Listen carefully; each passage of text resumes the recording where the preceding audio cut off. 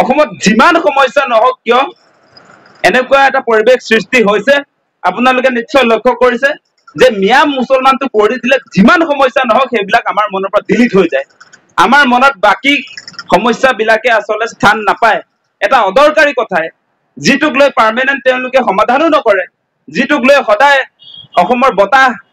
হাৱা বতাহ মানে সকলো গৰম কৰি তোলে সেই সমস্যাটোক লৈ তেওঁলোকে সদায় আমাক উমাই ৰাখিব খোজে আৰু আমাৰ সমস্যাবিলাক সমাধানৰ কাৰণে তেওঁলোকে এখোজো আগ নাবাঢ়ে সেই কথাবিলাক আমি দেখিছো আৰু আপোনালোকে নিশ্চয় দেখিছে সাংঘাতিক ধৰণৰ আমাৰ ক্ষতিপূৰণ আৰু পুনৰসংস্থাপনৰ ক্ষেত্ৰত বিসংগতি আৰম্ভ হৈছে যে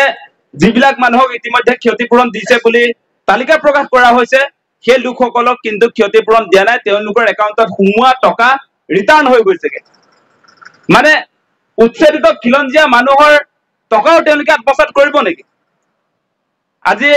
দুগৰাকী মানুহৰ নাম আহিছে আপোনালোকে নিশ্চয় দেখিছে আমাৰ ওচৰত যিটো তালিকা আহিছে যে ভুক্তভোগী পৰিয়ালৰ টকা সোমোৱা দেখুৱাইছে কিন্তু সেই টকা একাউণ্টত সোমোৱাগৈ নাই সেই টকা ক'ত গৈছে আমাৰ খিলঞ্জীয়া পৰিয়ালৰ ক্ষতিপূৰণো তেওঁলোকে খাই দিব নেকি আজি গতিকে সেই কথা বতৰাবিলাক আহিছে গতিকে আমি কৈছো যে ২৬ত নিৰ্বাচন আছে সেই নিৰ্বাচনৰ আগত আমাৰ প্ৰতিটো খিলঞ্জীয়া পৰিয়ালক মাটিৰ বিনিময়ত মাটি দিয়ক সেই মূল দাবীত আমাৰ আন্দোলনটো অব্যাহত ৰাখিছো আমাক মাটি লাগিবই আজি ৩ বছৰ ধৰি আমি প্ৰতিবাদী কাৰ্যসূচী ৰূপায়ণ কৰিছো আমাৰ যিটো মূল কথা সেই কথাক লৈ আমি সদায় সৰব ভূমিকা পালন কৰিছো সঁচাকৈ আমাৰ মানুহবিলাকে ভাড়া ঘৰত আৰু থাকিব নোৱাৰে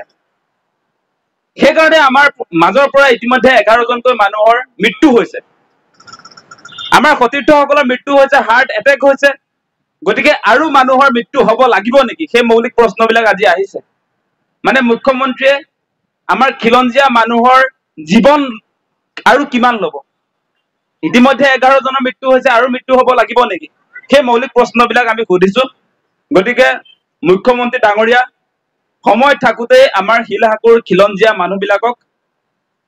পুনৰসংস্থাপন দিয়াৰ ব্যৱস্থা কৰক আৰু আপোনাৰ যিটো নীতি খিলঞ্জীয়া বুলি কয় কিন্তু আমাৰ নিজৰ এই শিলহাকুৰ ক্ষেত্ৰতে আমি দেখিলো আপোনাৰ আচলতে খিলঞ্জীয়া কোন আজি শিলহাকুত প্ৰমাণ হৈ গৈছে যে মুখ্যমন্ত্ৰীয়ে যাক খিলঞ্জীয়া বুলি কৈছে সেই খিলঞ্জীয়া আজি হিম্মত সিংকা নেকি তেনেকুৱা প্ৰশ্নবিলাক আহিছে কাৰণ সেই লোকসকলক আগতীয়াকে ৰক্ষণাবেক্ষণ দিয়া আমি দেখিছো আজি যিবিলাক কৰ্পৰেট হাউচ যিবিলাক ইয়াত পুঁজিপতিয়ে বিল্ডিং নিৰ্মাণ কৰিছে তাৰ ওচৰতো তেওঁলোকৰ বুলডোজাৰে ঢুকিয়ে নাপায় কেতিয়াও আৰু যিকেইটাক মুখ্যমন্ত্ৰী হিমন্ত বিশ্ব শৰ্মাই শেহতীয়াকে ৩ বছৰৰ পাছত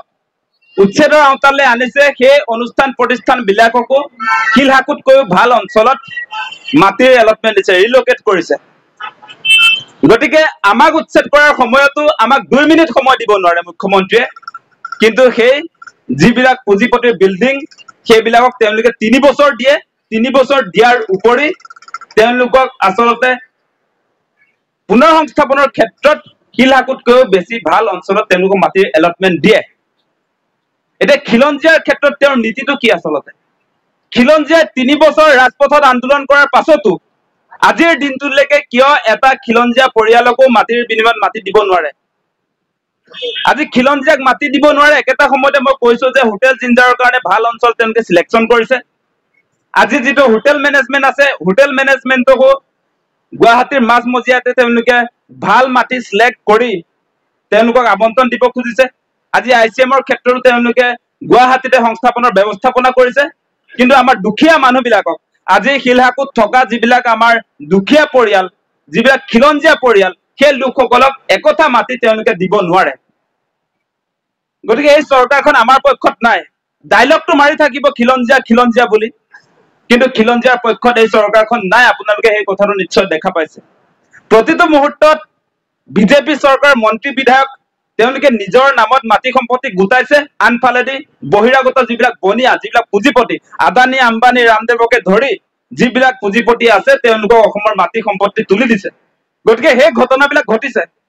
আৰু সেই কথাবিলাক লুকুৱাবৰ কাৰণে মানুহৰ যিবিলাক মূল কথা সেইবিলাক লুকুৱাবৰ কাৰণে হিন্দু মুছলমান এই আচল কথাবিলাক এতিয়া টিভিত নাবাজে এই কথাবিলাক আচলতে যদি বজা হলে সেই কাৰ্যসূচী কেতিয়াবাই সমাপ্ত কৰিলেহেঁতেন মুখ্যমন্ত্ৰীয়ে মূল যিবিলাক ইছ্যু সেইবিলাক লৈ সঁচা সঁচিকে চৰ্চা হৈ থকা হলে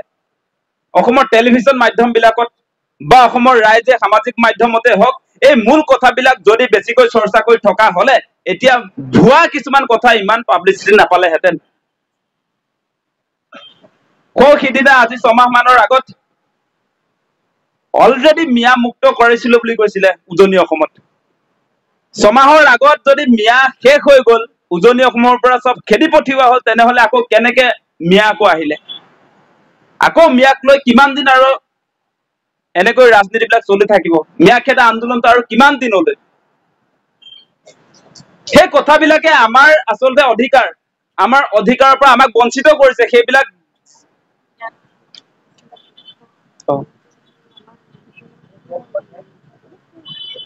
এইটোৱে মানে মিয়াটোৰ সম্পৰ্কটো এইটোৱে মানে মিয়াটো চৰ্চা হৈ থাকিলে আমাৰ শিলহাকুৰ কথাটো চৰ্চা নহয় সেইটোৱে সম্পৰ্ক বেলেগ সম্পৰ্ক নাই মানে সেই কথা বতৰা বিলাক সেইটোৱে মূল কথা বেলেগ কথা নাই সেইটো কোনোবাই বেলেগকে ভাবিলে উপায় নাই